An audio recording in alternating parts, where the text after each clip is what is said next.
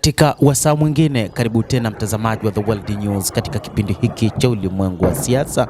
Mimi ni Adam Hussein na bado tunakujuza mengi yanayojiri katika ulimwengu, lakini tukiangalia vita vinavyoendelea kati ya Israel na Marekani dhidi ya Jamhuri ya Kiislamu ya Iran.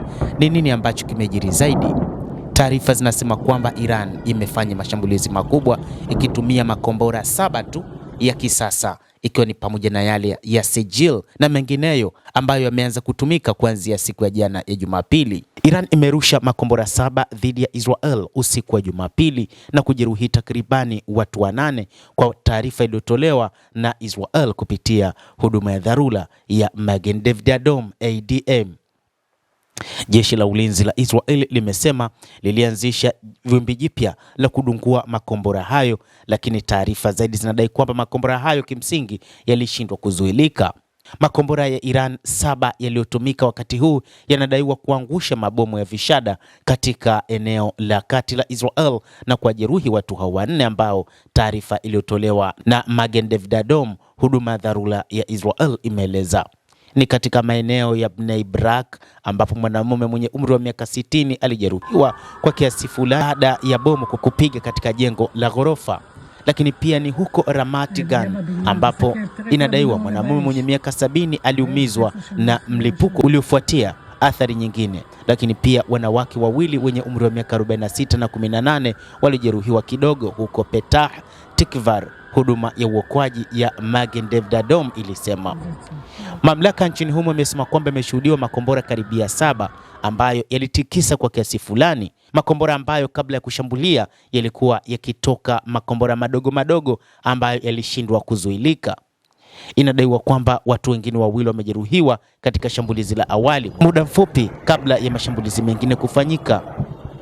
Ni wanaume wawili wenye umri wa miaka 50 waliojeruhiwa katikati mwa Israel, MDA ilisema baada ya kombora lililobebwa vichwa vya bomu la nguzo kusambaza sauti katika eneo hilo. Magen David Adom, watoaji wa huduma za dharura, wamekiri kwamba kumekuwa na uharibifu, lakini pia kumekuwa na moto uliosababishwa katika maeneo mengi katikati mwa Israel na mabomu ya nguzo, kulingana na huduma ya uokoaji ya Magen David Adom. Asubuhi na mapema watu wawili wamejeruhiwa huko Holon katikati mwa Israel, MDA ilisema. Mwanamume mwenye umri wa miaka 80 alipatiwa matibabu katika eneo la tukio kutokana na majeruhi yake kuwa madogo kutokana na kupasua vioo, na mwanamke ambaye pia alikuwa na umri kama huo wa miaka 80 alikuwa akitibiwa kutokana na kwamba alivuta moshi mwingi wa mabomu hayo.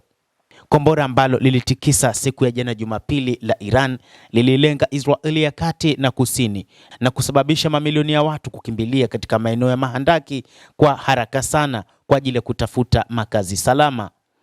Upande wa Israeli ya kaskazini wakati huo imekuwa chini ya kurushiwa makombora na roketi na ndege zisizokuwa na rubani kutoka kwa kundi la wapiganaji la Hezbollah ambalo lilijiunga na mapigano mnamo Machi 2 kusaidia mfadhili wake Iran.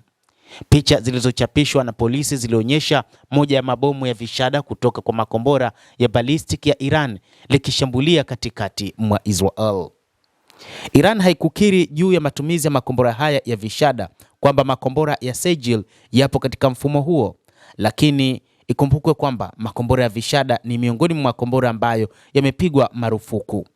Iran imerusha makombora mengi ya ballistic huko Israel yakidaiwa kwamba yamebeba vichwa vya vita vya mabomu wakati mzozo unaendelea na kueneza mabomu madogo madogo kiholela katika maeneo mengi ya nchi. Siku ya Jumapili asubuhi, Wizara ya Afya iliripoti kwamba katika muda wa saa 24 zilizopita watu karibia 108 walijeruhiwa na kupelekwa hospitalini kutokana na mzozo na Iran. Kati ya hao wawili walikuwa katika hali ya wastani na 96 walikuwa katika hali nzuri. Watu 9 wametibiwa kwa wasiwasi. Baadhi walijeruhiwa walikimbia kwenye makazi ya kujihifadhi ya mahandaki ya chini ya ardhi.